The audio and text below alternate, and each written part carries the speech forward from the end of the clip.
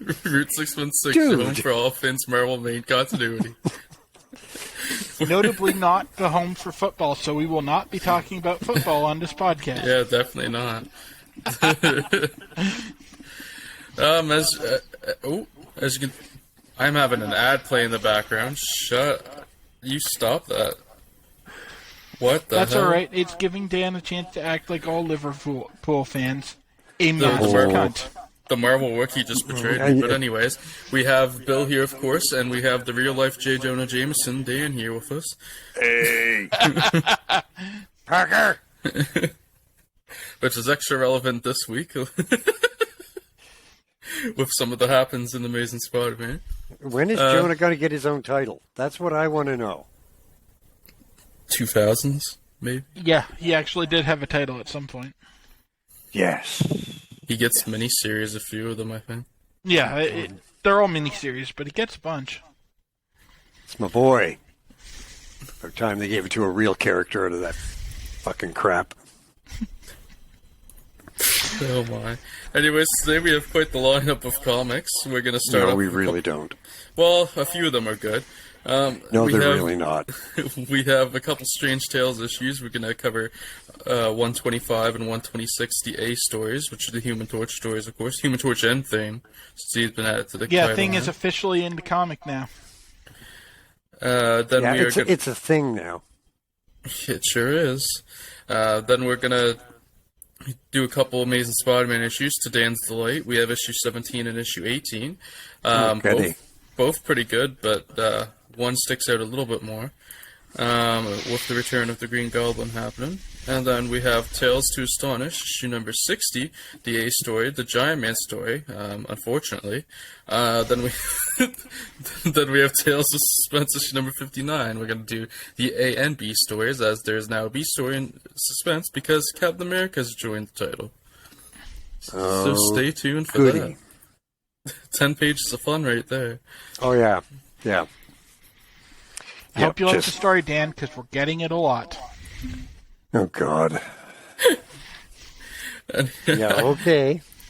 Anyways, I suppose we should get started with our first of two Strange Tales stories, with issue 125. And this one's titled The Submariner Must Be Stopped. Been saying that for a while. After that fucking movie, goddamn right he should be stopped. Fuck. Anyway. Written, of course, by Stan Lee, art by Dick Ayers, inks by Paul Reinman, cover art done by Jack Kirby and Dick Ayers, letters done by Sam Merzen, July 1964 release, a 13-page story, and this one's for Bill. Alright, and by for me, we really mean for the Marvel Wiki, because I have also gotten spoiled by it now. Of course, for Bill, we also just mean for nobody, for nobody here, really. That's right. We're reading it because we have to. This is really the better of the Strange Tales we covered. This is the better of the two Strange Tales, it is. This one's not horrendous, but... Yeah. When two reporters show up at the Baxter Building to interview Mr. Fantastic and Invisible Girl, the jealous Thing and Torch scared him off. Hearing that Submariner has been spotted swimming close to shore, the two believe that this is the perfect opportunity to get some much-needed publicity. Tracking down the Submariner, the two hotheads battle Namor to the point where the furious monarch leaves. Reed and Susan show up to scold the two of them for attacking Namor on their own, because Reed was planning to meet with Namor and make peace. To add to the calamity, the two reporters they chased off earlier in the day wanted to interview Susan and Reed in order to write a surprise article about Ben and Johnny. That's the summary, and it actually does this story a fair bit of justice because it's just a fight issue. Yeah, I love how short the Strange Tales synopsis always are. It's lovely. That does cover it, though. There's a lot of nothing happens in the story. It's like 10 pages of fighting out of a 13-page story. That literally tells you everything you really need to know. Down to its basics. This one did get a 3. I thought it did. I gave it a 3. I actually enjoyed this one, mostly because they called Johnny out for being a screw-up and an asshole, which is something that needed to happen. Yeah. Dan, you're muted. I mean, You're it's better muted, that Dan. way, but... Sorry, guys.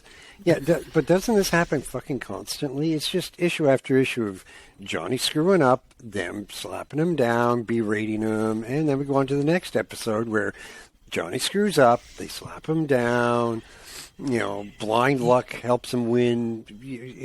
Yeah, usually Johnny screws up, and then they're all like, oh, it's okay because it worked out in the end. This time, Reed's just like, no, you're a fucking idiot. But, I mean, it's just the same story over and over again. Oh, yeah. I mean, that's all I expect from Strange Tales, though. Okay. Good thing. Yeah, I mean, you're not getting any better from them, so... This is why we need Jim Hammond back. We need a real Human Torch. Oh. Wow. That was savage and yet completely justified. I knew that would pop you. I'm assuming that's a wrestling... No, it's the original Human Torch from the 40s. Okay. No I problem. had to remind myself what his name was because it's been a while. That's what I was. Don't worry, they don't remember it. I think Jim Hammond may actually be largely a product of the 60s because most of the time in the 40s he's just called Human Torch. Might be, yeah. I don't remember if maybe they gave him the name and then just never used it, or if it actually doesn't come up, and I'm not going back and digging through old issues of Marvel Mystery Comics to find out. But completely fair. But yeah, I mean, Strange Tales issue. For Strange Tales, that was decent, so we got a 3. I mean, the site average is like a 2.5, which is possibly more accurate, but we can't do half ratings on the site, so here we are. And in my case, I actually did enjoy this one. Like, the story is non-existent, but it was a fun fight because Johnny and Ben tried to fight Namor in the ocean. That's smart.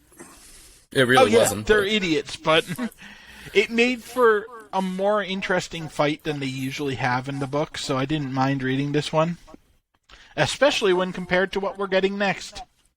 Yeah, speaking of, Strange Tales issue number 126, titled Pawns of the Deadly Duo. Stan Lee is writing this again. It gives Dick Ayers a co-writing credit, but I doubt the book does. The book by does Dick not. Ayers. I actually checked this time. Inks by Paul Reinman again. Jack Kirby and Chick Stone on the cover this time, apparently. Looks about right with what I'm seeing. Stan Goldberg on colors and Sam Breslin on letters. August 1964 release, a 13-page story, and this one's for the ever-loving Dan. That's right. And let me start by saying what a crap cover. Yes. So, if I'd seen this on a store rack, I'd have not bought it. I would have never bought this issue seeing this cover. Nothing about it is appealing. Just nothing. I mean, I like Jack Kirby. Yeah, and they're not even doing a good job of selling the actually good story that we don't get to talk about this week. Yeah, but, I mean, a lot of what comic books was, certainly when I was young, was if the cover caught your attention, you wanted it. Right? But this? No. No, this never would have got my attention. Back when they were printed on stone tablets. Oh, you mean like back in 1931 when the Wolves kicked the ever-loving crap out of Manchester United 7-0? I love that I'm the one that picked on Dan and Bill still gets the backfire. You took a shot and you ducked. Okay, what do you want me to say? Smart man. And yes, Bill's going to continue to get the backfire on this after all his So yeah, in your face, Flanders. Okay. Oh my god. Flanders was a zombie? Anyway. I love that one. That's such an epic one. Okay, so we're going to go through the synopsis for Pawns of the Deadly Duo. We're doing this off the Marvel database, as always. And turn off your phone. And, hold on. Is it important? It is not important. Oh, okay. But Pawns of the Deadly Duo. The Puppet Master and the Mad Thinker have teamed up to get revenge on the Fantastic Four. Using the Mad Thinker's plans and the Puppet Master's dolls, they plot to use the Thing to attack the others. It makes sense.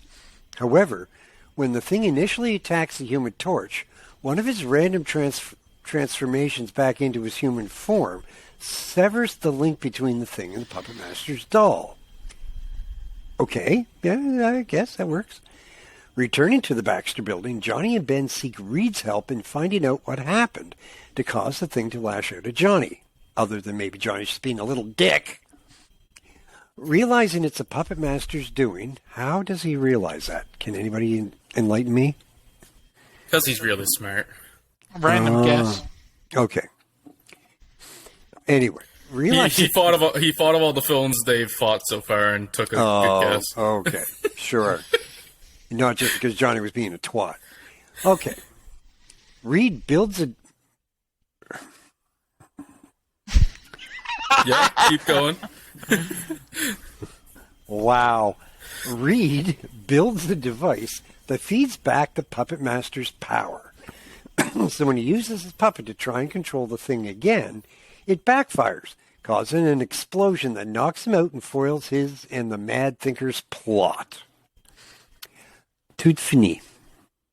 Yeah. Fair enough. It's not This was good. much better the first time they told this exact story. This is so formulaic, it's actually unpalatable. Don't worry, they changed the formula with the next Strange Tales. Let's hope so. To It's Formula even B? worse by a lot, but they do change the formula. The Okay. Mad Thinker has quickly entered my anti-boy list. The Mad Thinker might be the worst villain they've got right now. He's not exactly despise the winning Mad any Thinker. awards, I'll tell you that, because he's just... But, I mean, the whole... Like, started out, great idea, turn them against each other, you know. That's a good plan.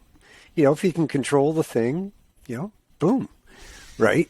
And then they just kind of went, okay, we came up with a great idea, but we have no idea how to end it. So let's just end it the same way we end everything. With bullshit, bullshit, bullshit, bullshit, bullshit.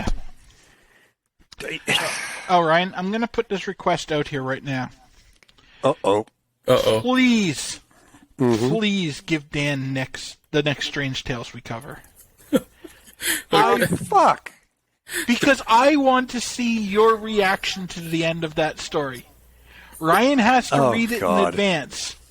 Please. You don't read the comics in advance, so No, we're I don't. missing There's out a on reason for that. Yes, and part of that reason is the comedic response to you realizing what the next story is and how they change up the formula. Okay, But this one is excited now. pathetic. Oh no, you're not. Don't Do be not excited. be- Not on camera. I had to Ryan, read. don't. I've already Don't. had to read the next story twice, and I hate it so much because, fun fact, it gets retold to fill pages when they miss a deadline, like 10 years later. Oh goody. Oh, And by retold, joy. I mean they just dropped the whole thing in there. It's just so pedantic. Yeah. Yeah. I wouldn't give this above a 1. I gave it sorry. a 2. I gave it a 2 because it was coherent, and that's not always a bar to hit. I gave it a 2 Yeah, because I that's- didn't hate it. I just didn't like it. And But- the character interactions were a little funny at times. But I mean, they're not exactly swinging for the fences here, guys. No, this really isn't You know, good. this is just. This is the sign of a dying title. Yeah, I guess the word that best describes it for me is it's tedious. Yes. It's just more of the same. It wasn't good the first time, and as you go along and keep getting hit with it every month, it goes from just whatever to seriously, you're really, really, really going to just do this over and over and over again. Well, There's nothing new or exciting or different or unusual about it. Yeah. We're hitting the point where the book is selling on the strength of Doctor Strange. yeah. Yeah, we would And have that, to. and that becomes really evident because we're something like 6-8 months away from Johnny getting kicked out of the book and replaced with Nick Fury. Yeah, I think he has Okay. 8 more stories, 8 more issues. Oh, it can't happen soon enough. Let's I know. just I quickly feel the move same. on from this miasma of pain. Yes, Perfect. now we Right get into to Amazing Spider-Man. Yeah, now we get to just get whiplash on quality. Jesus. Whiplash on quality and Dan's quality of life. No, Amazing. Dan's quality of life stays exactly the same. Yeah. He whips his head one side to the other on which character he hates. Okay. One's look, for bad, the and one record- he just hates because he doesn't get pictures of him before he gets scooped by the paper across town. Right. Right. We like J. Jonah. You guys can piss off. I like J. Jonah too. Yeah, we all do. Jonah's awesome. That's why I said this week's thumbnail character was someone we all can all appreciate. He's the one entertaining character in the friggin' comics so far. Other than the really, really old Aunt May. I don't know if she's entertaining as much. Well, I mean... She hasn't gotten annoying yet. She's not dying every month. Yeah. She's not constantly guilting Peter. She's only dying about once every 2 months. You really said that with the comics we're covering this week. Yes, but this is the first time she almost dies. No, second. Is it the second? Yeah, it's the second time. Because once he had to go wrestle to get money for her almost dying transplant or something, then that would have been what? I literally had a whole joke ago? about how this is the second time she's had a heart attack already. Yeah. Because it becomes a thing. Like, she almost dies a lot. That's why I get them mixed together. Like, I like these comics, but it happens so much that I Yeah, kind of like when you lose to Liverpool. It just happens so often that you learn to love it. like once this season. And how many times last year? That Well, doesn't yeah, need but to we be sucked brought up. last year. And the year before that? And, oh, wait a minute. And the year before that? Anyway, let's get into Amazing Spider-Man number 17, titled The Return of the Green Goblin. This One trophy in 9 years. What's this yapping I hear coming from the other side of Tottenham? One trophy in 9 years, and suddenly they figure they're the fucking kings. We won more than that trophies than that in 1 week. I'm trying to think of what trophy you won last week. Other than, the Internet Massive Cunts Award. Can of 7-Up.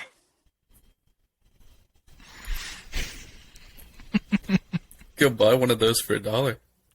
I know. Just like the Carabao Cup. Probably, but Probably. probably close. Pretty sure can't they even found be one of mad those at at the that. dollar store. Yeah, anyway, I'm sorry. Let's move on to Spider-Man. Stan Lee and Steve Ditko it's Steve Ditko, of course, the kins of this title. The other credits go to colorist Stan Goldberg, letters by Sam Rosen, and the release date here is July 1964, and 22-page story. And I'm gonna take this one because this is my reward this week.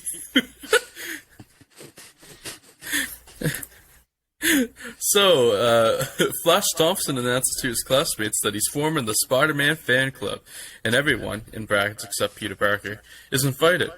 As Peter is walking home, he notices 3 mysterious figures getting into a helicopter, making some sort of getaway.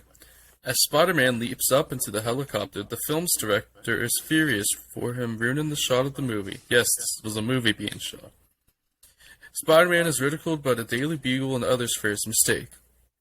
While walking Betty Brant's home, Liz Allen sees Peter and shows him an ad in the newspaper about the Spider-Man fan club and promises an appearance by Spider-Man. And the newspaper promises an appearance by Spider-Man himself. Flash figures that if he says it's so, Spider-Man won't disappoint his fans, and Peter realizes he ought to show, but he doesn't know how. As the discussion continues, his spider sense goes off from a mysterious figure in a purple hat, whom he doesn't recognize. Well, he doesn't know which guy is setting it off, but yes, that covers it. This is getting into the Green Goblin mysterious figure arc, where we don't know, where us and Peter don't know who he is. Finally, Spider-Man goes to the fan club meeting, and as he swings in, his web line is snapped by an electronic frog. Johnny Storm sees this and realizes that the acrobatic maneuver Spider-Man just did to land to save his life wasn't part of the show. His suspicions are confirmed when Green Goblin enters on his new improved glider. The crowd, thinking it's part of the show, goes along with it, cheering Spider-Man in the fight. Realizing it's not an act, Johnny becomes Human Torch and battles Green Goblin. That's right. By the way, this story does guest star the Human Torch in case you didn't have enough the last couple stories. Spider-Man fights alongside Human Torch when he hears someone on the phone say Aunt May has suffered a heart attack. Panicked, Spider-Man flees the scene, leaving Human Torch to handle Green Goblin, but the Goblin flies away for another day. Spider-Man is ridiculed for being yellow and a coward for running away. And Peter is upset that, despite all his superpowers, he still can't protect Aunt May or do anything to help her. The end. So Spider-Man's a coward. Dan would love Well, this I didn't story. want to be the first to say. Of course you didn't. This was a fantastic Spider-Man story. It was. The synopsis doesn't do it justice. But I It laughed, really doesn't. I cried. It became a part of me. Johnny couldn't even ruin this one. you would actually get a little bit of a kick out of this story, Dan, because it really paints Spider-Man in the bad light to everybody. Oh, it doesn't need my help. Good Lord. I'm sorry. I still don't understand what the appeal is to Spider-Man. I just don't. And that's why you're the hero of this program. Ow. Oh, just ouch. I really enjoyed this one. I have a feeling mine and Bill's ratings might differ on this one, but I gave this one a 4. Yeah, I gave it the full 5. Yeah, I figured. I knew you were going to give this one the 5. To be honest, I would have given this a 4.5 if I could, but I can't, so I had to go more the 4 than the 5. Yeah, I think we actually are very close on our ratings. It's just the fact that we can't do half points that led to different results. Probably. Because I also found this close to a 4.5. I found it close to making me vomit. Yes, but your opinion about Spider-Man is suspect. Really?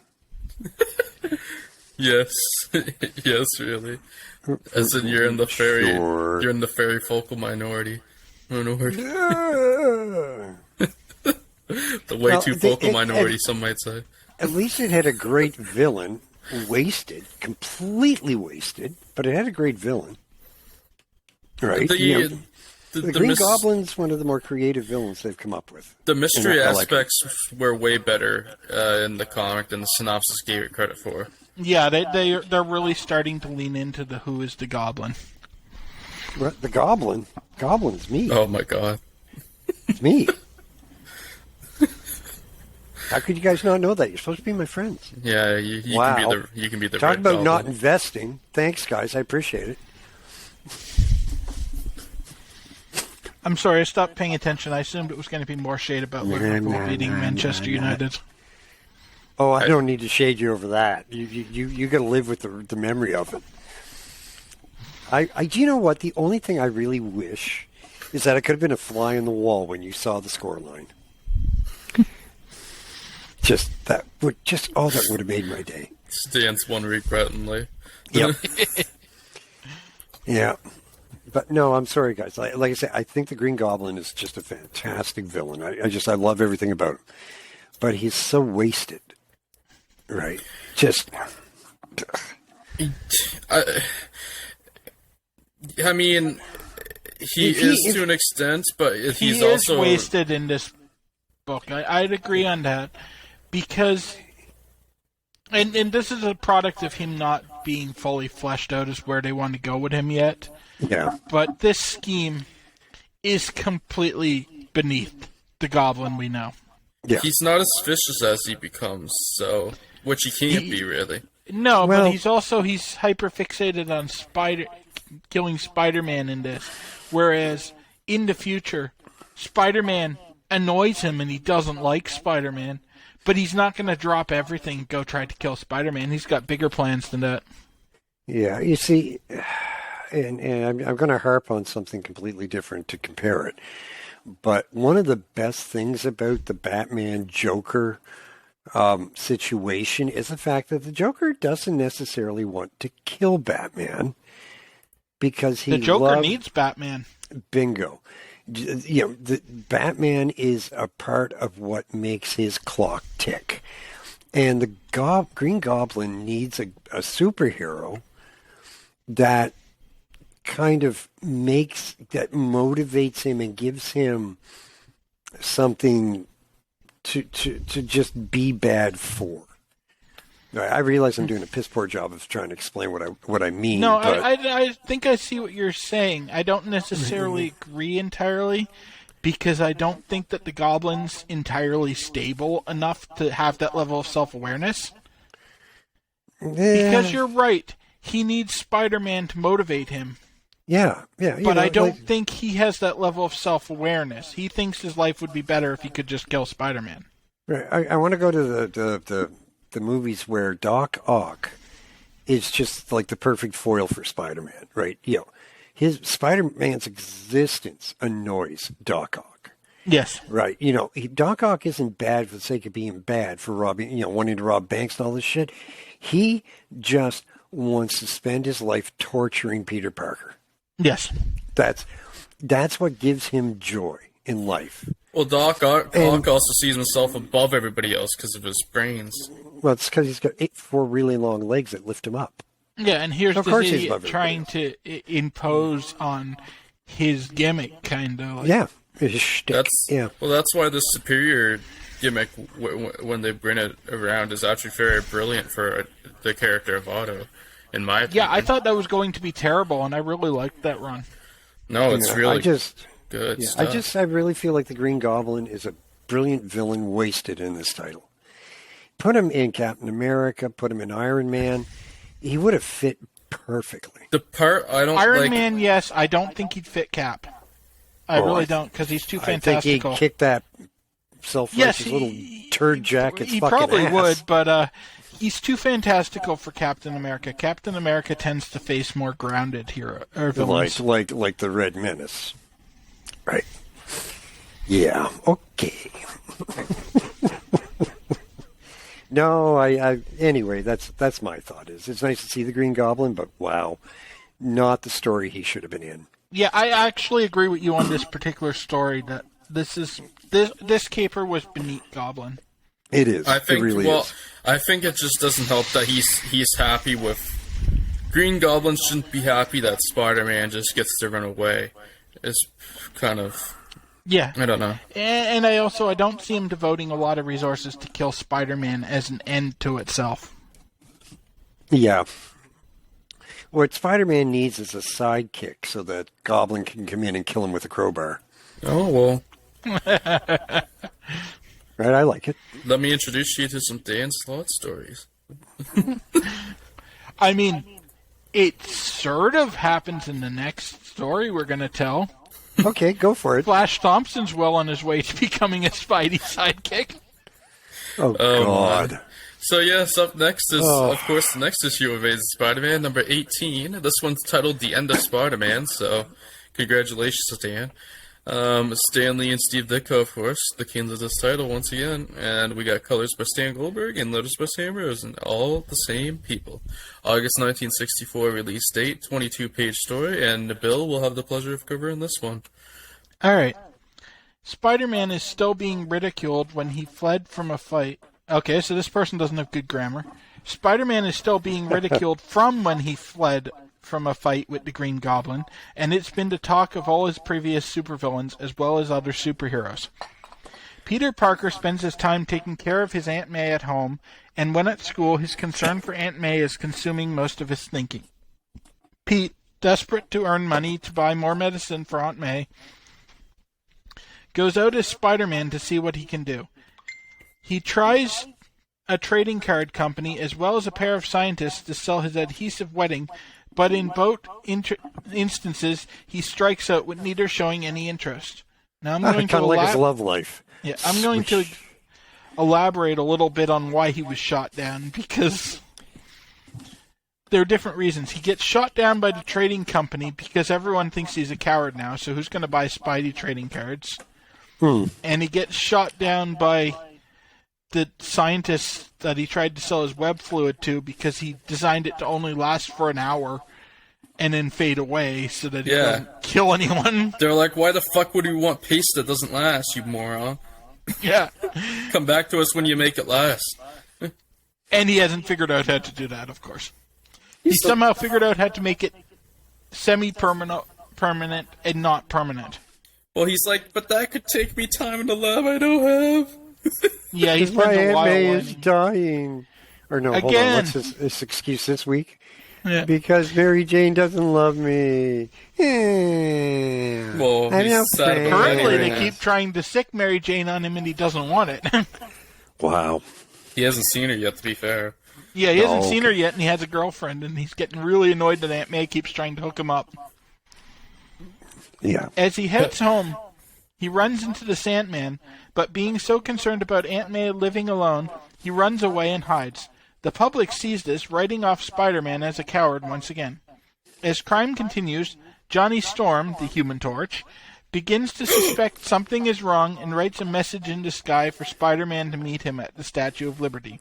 But Spidey doesn't show. Flash is so desperate about clearing Spider-Man's name, he dresses as Spidey and tries to fight criminals, but gets beat up instead. As Pete gets ready to quit as Spider-Man, the doctor says Aunt May is in the clear and won't have to take any more medicine.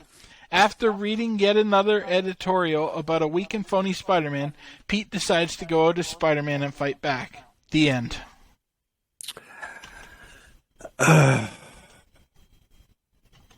Go ahead, guys. Rant and rave about how beautiful the story is. Now you laughed and cried and just completed the emotional arc you were waiting for it to complete. Oh, no, that's next issue that it completes. I had a life-changing experience reading this issue. No, this is pretty good, too. I gave this one a 4 as well. I also give this one a 4. It's not... For me, it wasn't as good as the last one. But middle parts often aren't quite as good because you don't get the beginning excitement or the conclusion. Like, I was surprised by how close this one was to the last one, but it wasn't that far off. And this one actually has a better average on the site that we used in the last issue by a little bit. yeah. So I think the last issue had some controversy probably over the use of Green Goblin, like we talked about, more than likely. But I thought this one was really good as well. Very fun read. I like Peter being down on his luck like this. It's fun. Yeah, and read. I mean, the difference between rating is negligible on these two. It's like 0.3%. Yeah, Most exactly. likely one person, possibly even me, caused that difference. Because I did rate... Oh, wait, the second one's higher, so it wouldn't be me, but... Like, one or two people changed their votes slightly between it. It's not really that much of a difference.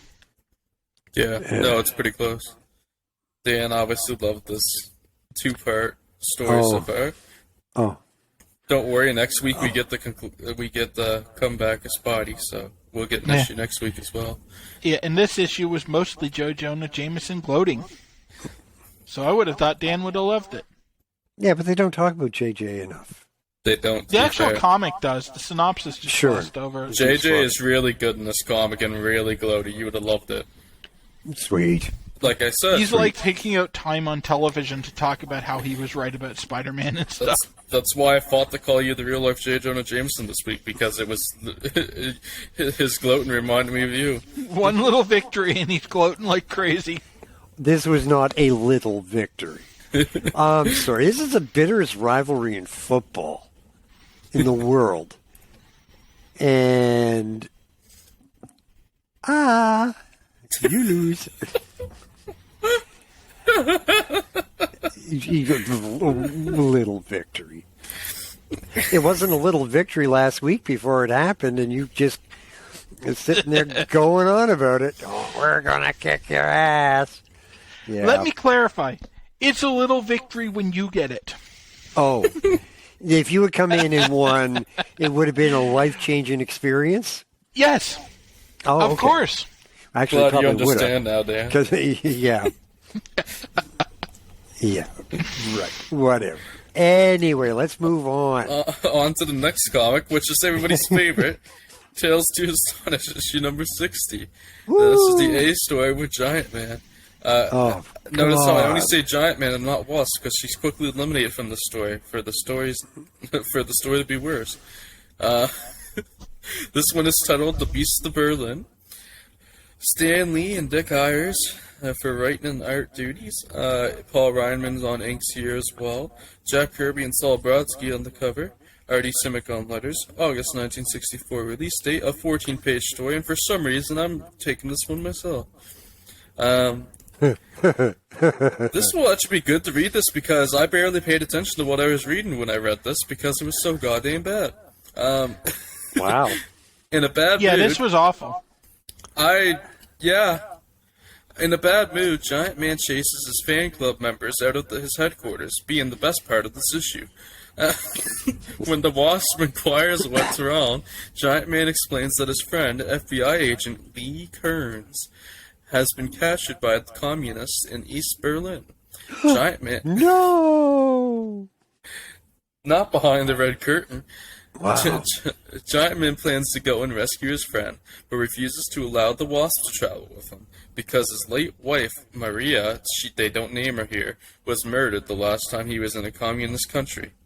He briefly explains the death of his late wife to the... They don't name her again, wow, she doesn't matter. The death of his late wife to the Wasp, so that she could understand why she must stay behind. Which she takes to heart and does stay behind, so the rest of this issue only has Giant Man in it. Arriving in West Berlin, Giant Man crosses the Berlin Wall by shrinking down to ant size, and with the aid of local ants, searches for Kearns. Find him in a communist prison, Giant Man has his ants chase Lee's interrogator out of the room. Capitalist ants. Revealing himself to Kearns, capitalist ants.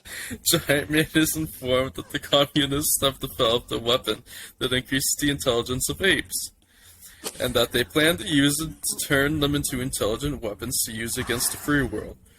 Busting Lee out of his prison cell, Giant Man battles one of these beasts of Berlin in order to escape. Oh my god, this is bad. Later, Lee brings Giant Man to the building where the ray is being stored. Inside, the communist soldiers have received orders to create as many beasts of Berlin as possible. Giant Man storms in and has to battle an army of the intelligent apes, shrinking down to ant size. He gets away from the apes and trains the weapon on the soldiers, reverting their intelligence to that of apes. Holy fuck. Why does this get 4 paragraphs? Giant Man saves Lee from the apes and destroys because the a lot weapons. of stuff happened, and just none of it was good. And destroys the weapons before the two can escape back to East Berlin. Smashing through the Berlin Wall to do so. He sure does smash right through that wall. Probably the second best part of this issue. With Lee free and the communist plot foiled, Giant Man returns to America and relates his story to the Wasp. Amen. That's over. Okay. Wow, that was... Capitalist ants. Yes, because capitalism is amazing. Yeah, okay, so we now know that Stan Lee knows nothing about ants either. Okay, we're clear. Of course not. I mean, Stan Lee not understanding stuff is a trope of Marvel. Especially when you're writing a propaganda comic, which this one clearly is. Yes, big time. I hate to say it because I was stunningly indifferent to Stan Lee up until we started doing this podcast. No, I was. I mean, he was it just... really opens your eyes. He was just this person that existed who liked to talk about himself. You know, whatever, right? You know, he obviously is pretty full of himself, but, you know, it's Hollywood. Everybody there's full of themselves. So you don't think about it. Right? He's just, one more cog in that big, big, big wheel. But I'm really, really, really beginning to loathe his existence. Because he is... what is he bringing to this game? It's just his stories are not that friggin' good. He brings characters for other people to make better. Yeah. No, I half those think, characters are created by other people. yeah, I think the big That's thing true, that too. keeps me from really loading Stan Lee the way you are is that I'm reading DC at the same time, Okay, that's fair. and it's not better. No, it wasn't. This is like just the state of the comic book industry at the time, so blaming Stan individually for it seems unfair. At least Not to Stan's me. building the universe slowly. No, he's not.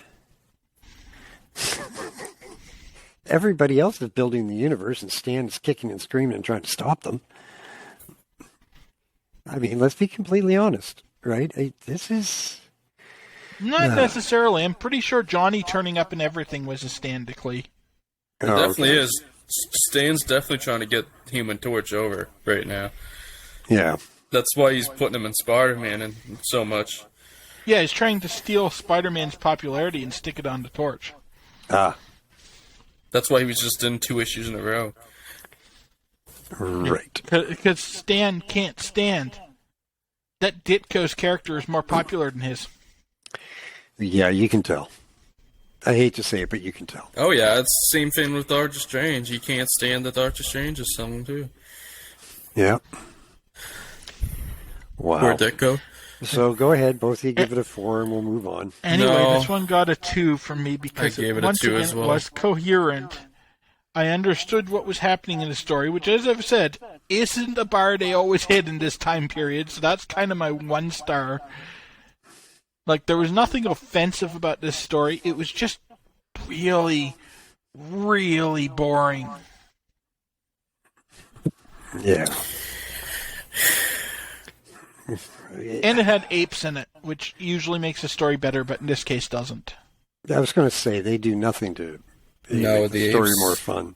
When you can't make an ape story good in the 60s, Yeah. something's wrong. Something's really wrong.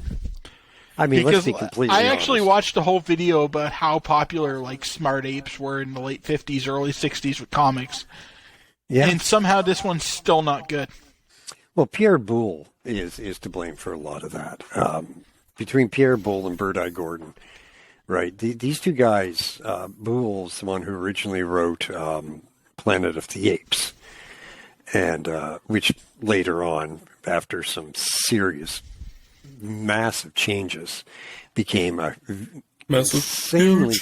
insanely successful film series.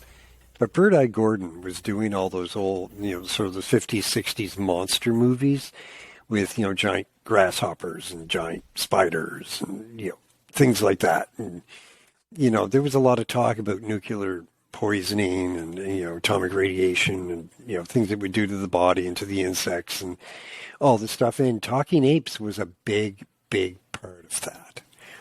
Although, to be fair, so was a talking horse named Francis. So let's move on rapidly from that. Yes. So I gave this one a 2 just because I didn't care enough to hate on it and give it a 1. I didn't care about what I was reading at all. I was just reading. I didn't even pick up on what I was reading for half of it. I just read it because it was so fucking bad. I wanted to get through it. I didn't even care enough to hate on it. So that's why it's not a 1 for me. Anyways, moving on. The Tales of Suspense, issue number 59. Starting off, of course, the Ace story. Titled The Black Knight. This one's written by Stan, of course. They all are. Don Heck on art. Inks by Chick Stone. Jack Kirby and Dick Ayers are on the cover. Hardy Simics on letters here. August 1964 release. A 13-page story. And why did I give Dan a good story? That's a good question. That is, and a fairly substantial summary, too. A lot of one's stuff really- actually happens in this story. This one, a lot of so stuff it happens, seems. yet it's a really quick read. Like, this issue is really fun to read, this story. Okay, so here we go. The synopsis for The Black Knight. Black Knight's flying horse tracks down his owner to the state penitentiary and gets close to the window of Black Knight's cell. Black Knight extends his hand out of the window into the horse's saddlebag and retrieves a dissolvo ray, which he then uses to dissolve the window bars and escape on his steed. And he swears to take revenge on the Avengers. Not just the Avengers, the Revengers. Meanwhile, in Avengers Mansion, all members are waiting for the white Anglo-Saxon WASP, to finish getting ready to attend a charity benefit. Sorry. Take the liberties. Really? With Iron Man remaining in the mansion in case of an emergency, the other Avengers leave. The alarm of Stark's factory goes off and he's forced to drive there. When Tony arrives, he collapses in front of Happy and Pepper because his chest device is running out of power. He tries to convince his friends to let him stand up and reach his office, but they're too worried to let him move, and they call a doctor. Strange. Oh my God. Oh my God, that's so dirty of you to throw that in there. Oh, come on. He's the one good guy that actually has a fucking doctorate. All the rest of the bad guys have doctorates, but only Doctor Strange has a doctorate. Hey, oh no, seriously, all the bad guys are doctor this, doctor that, professor this. And what do we have? Pretty sure Tony Professor X, Peter, and Johnny. Right, Doctor Strange is the only one who's got an education. So apparently you don't have to be smart to be a superhero. Just in case you were wondering, kids. Okay. Seconds later, the lights go out. The Black Knight is assaulting Stark Industries in an effort to draw the Avengers' attention.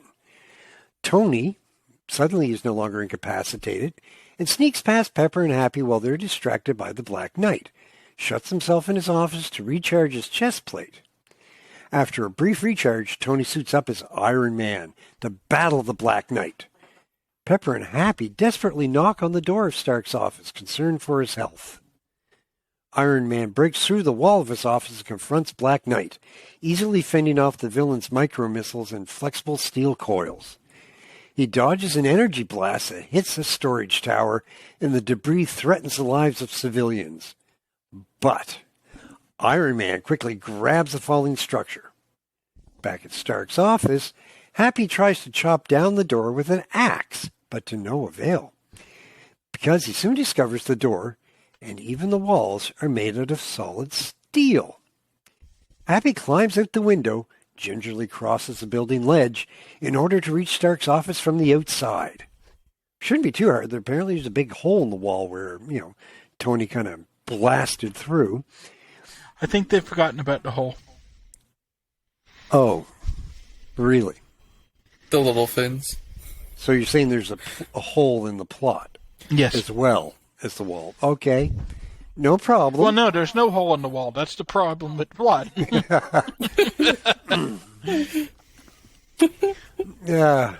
However, the Black Knight suddenly realizes Happy could work as a hostage and captures him with a lasso.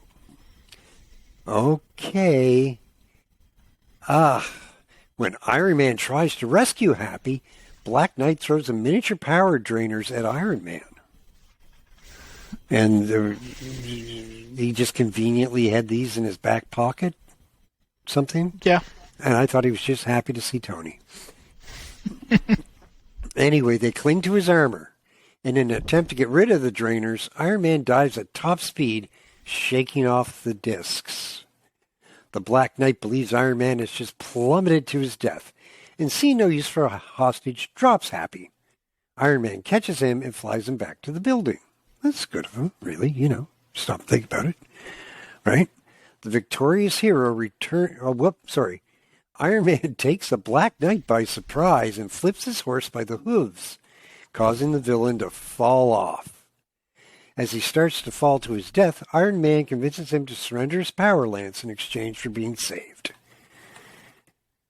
Black Knight gives Iron Man his lance, and the Golden Avenger catches him at the last moment and leaves him with the police. The victorious hero returns to his office to change back to his civilian identity, but he realizes he can't take his armor off. Good Lord. If he does, he'll black out, and he needs the extra power to stay alive. Iron Man's lament is soon interrupted by Pepper and Happy knocking at the door. After hearing noise from the inside the office, Tony receives him as Iron Man and claims that Stark had to leave through a secret entrance for an emergency that would take him a while to solve. Okay. Both Pepper and Happy doubt Iron Man's claims, and while he knows they are suspicious, Tony can't tell them the truth, because he's a lying bastard. Yeah, this is setting up a pretty major subplot here, though. Yeah, it is. Yeah. Not horrible, really. Now, the summary, I think the summary probably makes it sound better than it was, but... Actually, no. This is a very good story. Yeah, I like the Black Knight. He's another good villain. Although, again, I don't think they've really, realized him fully yet, but... They don't. I don't think they ever will, because he's got like one more appearance, maybe two, before he dies. Really? Yeah. Yeah, Tony killed him. As this villain version. Well, that's rude. For getting brought back, for the hero version from the English comics gets brought over or whatever. Okay.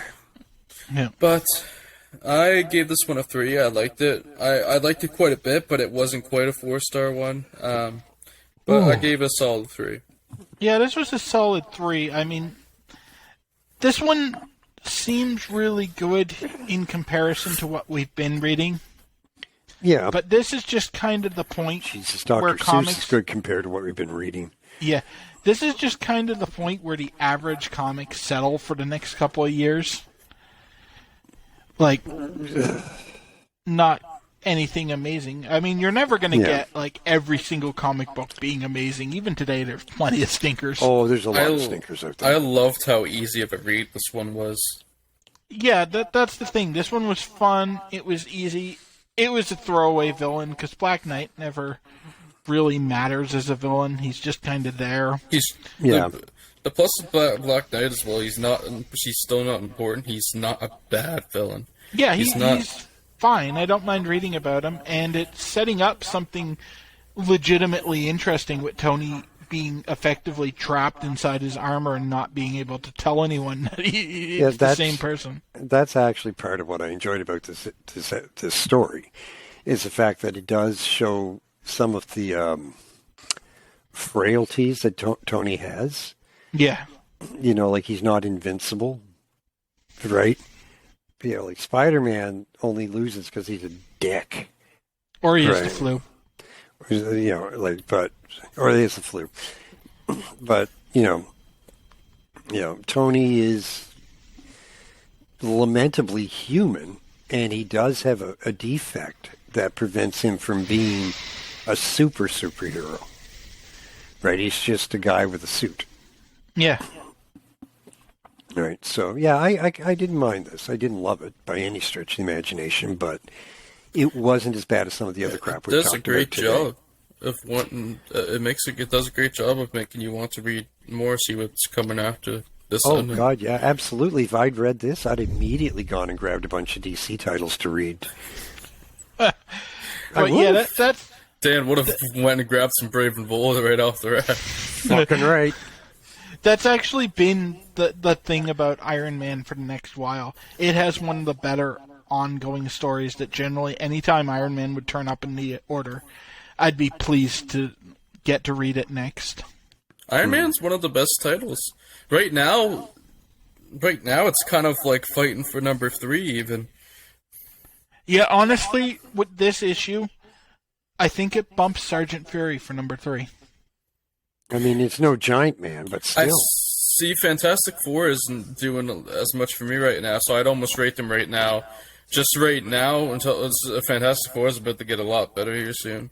But right now, I think for me, I'd say it's like Spider-Man, Fury, Iron Man, then Fantastic Four, and that's going to wildly change over the coming months. For me, it's Spider-Man. It's actually not Fantastic Four either. It's Spider-Man, Doctor Strange, Iron Man. Because, we've had a couple of flat Doctor Strange lately, but usually they're at least creative enough that I'm intrigued by what they're going to do with it. Doctor Strange would probably be number 5. It would make the top 5 still for me. The fact that you don't even mention Thor. Well, right, Thor had a good stretch, had one bad issue, and it kind of knocked it off a little bit, but it came back the next issue. But Thor's going to see how... I enjoyed Thor, but they tend to have long runs that, you kind of get, because they do really long stories, and with Thor, a lot of the arcs are a little too long. Tales of Asgard also dropped in quality, which didn't help it. Yeah, Tales of Asgard needs to get shaken up, which comes pretty soon. Yes, I just need to see how Thor plays out the next little while to see where it would rate, really.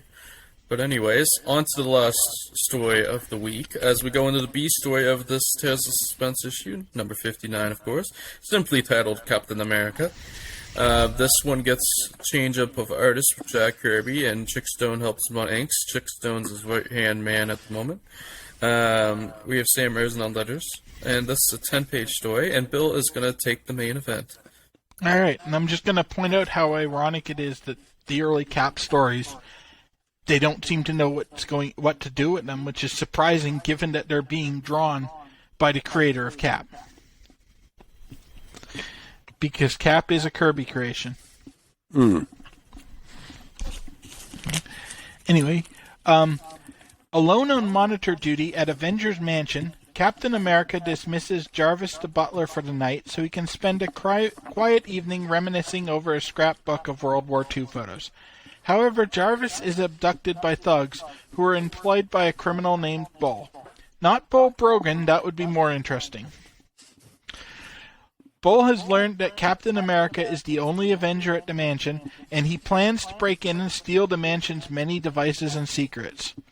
Leading an army of thugs with advanced weaponry, Bull and his cohorts attack Captain America, believing that he will make an easy target since he has no superpowers.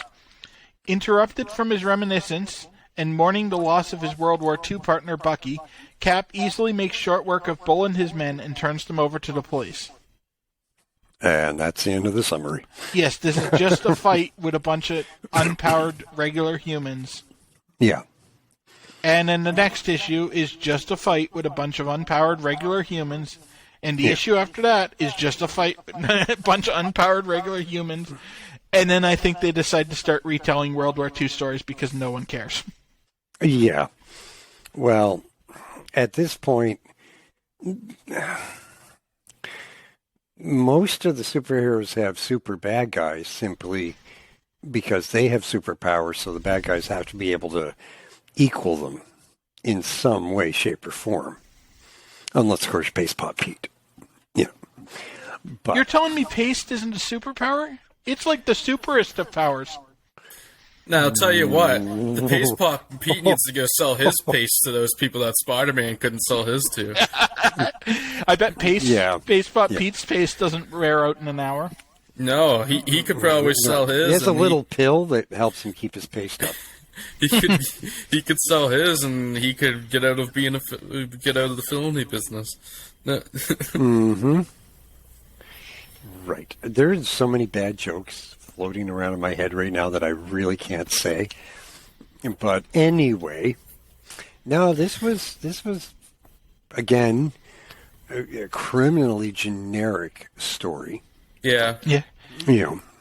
For the introduction of Captain America in his own solo book, this was fine because it was really just a reminder of the fact that he was from World War II and a little bit of backstory on him. Yeah. And then him beating up a bunch of random dudes to demonstrate. Bucky mention. A Bucky mention. And him beating up a bunch of random dudes just to kind of show that he can hold his own. Yeah. Yeah, as a one-off, this story was fine. I gave it 3 stars. I let this slide from 3 too. Yeah, I've been crapping on this story mostly because they just basically tell the same story again in the next couple of issues because they don't have a clue what to do with him. And you know what? I hate to be the one to say it, but I think any writer would have been in a bit of a quandary with Captain America because what do you do with him? Yeah, right. They're not allowed to touch.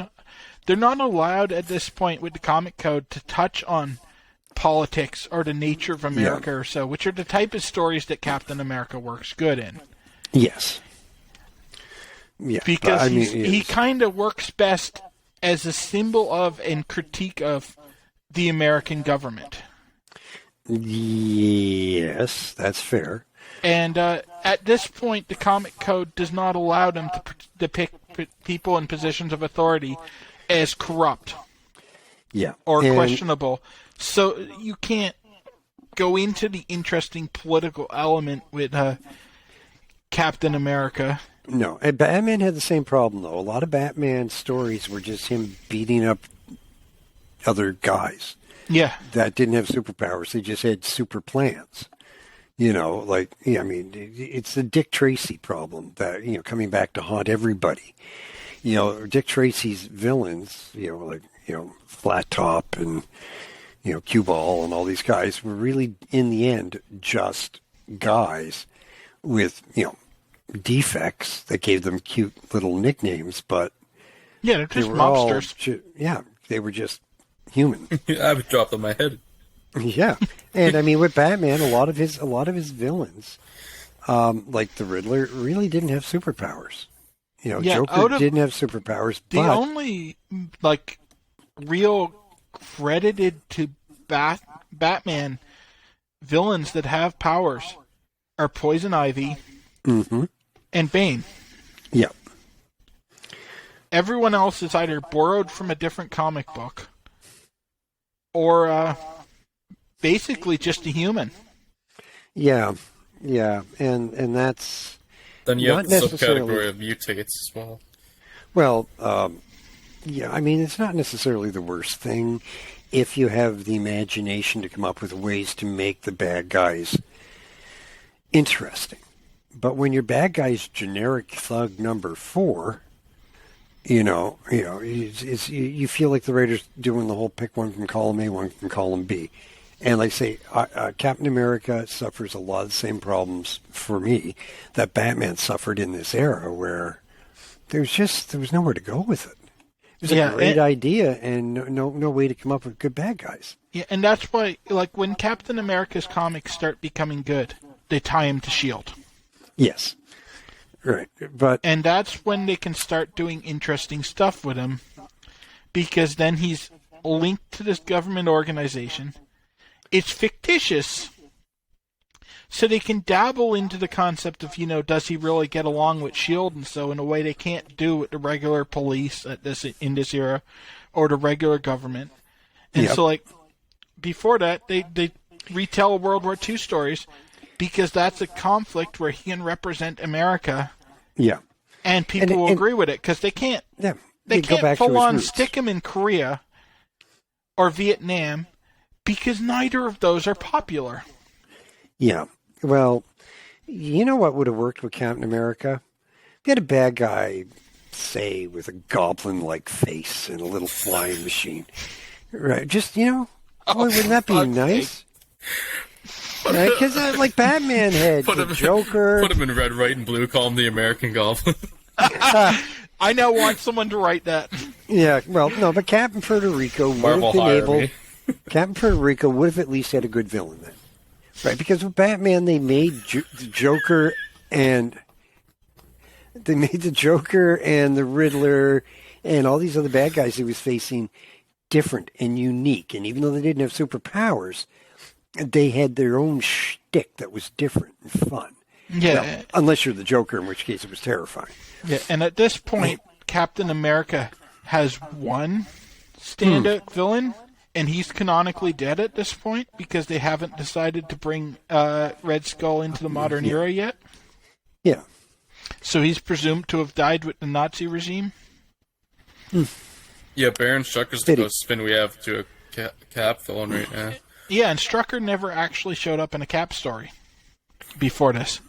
He gets used by Cap later, which because he picks up Strucker when he ties in when he gets linked to Fury. But at this point, the only villain he's got is Red Skull. Actually, wait, Red Skull made it into the 50s because I remember Communist Red Skull from one Captain story in the 50s. So he made it into the 50s. Yeah. But then he, I guess, is presumed dead since then. At this point, the 50s Captain America stories are being ignored and pretended they don't exist. Because it's not until Steve Englehart's run that they actually clean up the continuity of Captain America and make the fact that he was active for 10 years after World War II make sense. Yeah. I don't particularly like Captain America to begin with, but it's kind of a waste. It's a page filler. Yeah. I think they should have explored the man of the time elements more. Yeah. That's what they could have done. Agreed. Yeah, I think that would have been a lot more fun. And I think that's when the story starts getting good. Like, for the first story, I'm completely fine with this one. Because it's 10 pages and it lets us know who Cap is and what he can do. Yeah. As an introduction, it's not that bad. No, that's why it gets a 3. It's not really an introduction. No, he has shown up in Avengers, but presumably not everyone buying Suspense buys Avengers. Theoretically, yeah. It's a story. Yeah. It sure was a story. On that note, I suppose we should talk about what we're going to cover next week. More shit. So, yeah, sums it up probably. I don't know. Boring crap. Let me we look. get a decent arc next week. Actually, I think we get a pretty good week next week because it's Doctor Strange heavy. That's the good arc I was talking about. Okay. So, we don't get Doctor Strange right away because we got to read a Human Torch story again, which is the one that we're obviously going to give Dan. That's the one that they have to do to clear, because that's where the Strange arc ends. What did I do for that? We get a mystery fill-in. Nice. So, Strange Tales 127, eh? I can't wait to see Dan's reaction to what the mystery villain is. I'm terrified, but I'm not going to say a word because I want the reaction to be legit. Really? It will be funny for me. And what will it be Bill for and Bill only? What will it be for me, Bill? Extremely, extremely painful. And is there a reason for that? I've had to read this story twice already. Well, it has absolutely nothing to do with the humiliation you've been feeling for the last couple of days? Oh, no. Oh, sure. Of course not. Anyways, after that, we'll be covering Amazing Spider-Man. I want to see Ryan's reaction, too, but I know Ryan's going to read it before we start recording, so it's not going to happen. Okay. So we then have Amazing Spider-Man number 19, where I guess Spidey's going to strike back against his Rogues Gallery. So that's what a shit cover that is. But anyway, let's save that for later. Strange Tales number 125. We're going back to read the Doctor Strange story. Back with some Baron Mordo action. Then we are going for 126 B's story, which we entered the domain of Dread Dormammu. Gesundheit. And then the B story of 127 sees more Dormammu as we get a duel with him. And then we're going to end the episode off with Amazing Spider-Man number 20. 2 Amazing Spider-Mans again for the second week in a row. Let's go. Which is the debut of Scorpion. And guess whose fault that is?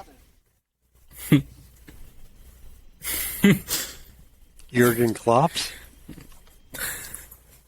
No, but you like him about as much. It's Jonah's fault. Yes. But, so yeah, it should be a pretty good week. Anyways, if you're watching this on YouTube, leave a like, subscribe, comment, even share if you would like to. We are also available on Google Podcasts, Apple Podcasts, and Spotify. And if you're on Spotify, click the poll. Let us know why your favorite comic of the week was the Giant Man issue in Berlin. Oh no, even trolls won't claim that one. Yeah, No. and if you didn't like this podcast, click like anyway and share. Force your pain onto other people so that we can get out there and just ruin everybody's lives with this podcast. If you don't like Dan's opinions, leave a comment below. Tell him why Spider-Man's the best. We'll make him read every single comment that says it. Really? Yeah, okay. If we get a single freaking comment from anybody trying to explain why Spider-Man's good, I will die of freaking shock. I'm sorry. You say anybody. Other than you two wankers. Damn it. Bill and I were both They want to kill me off. You see what's going on here? They're trying to kill me off. Oh, God. No, if anybody ever does actually watch this, right? Come on. Force us on to other people. Share your pain and lessen it. Come on. Don't be a coward. Come on, you're allowed to hate Spider-Man like me. Next week, there's just like 500 copies of this podcast all over the internet. But like, look at this fucker who hates Spider-Man. Yeah. That would be incredible. The anti-Spider-Man support group. We just get popular because everybody hates Dan's opinions of Spider-Man. I'll take it. Anyway, guys, we'll see you all in the next episode. Join us next week for some hopefully fun comics, and peace out. Peace Have out, a good guys. one.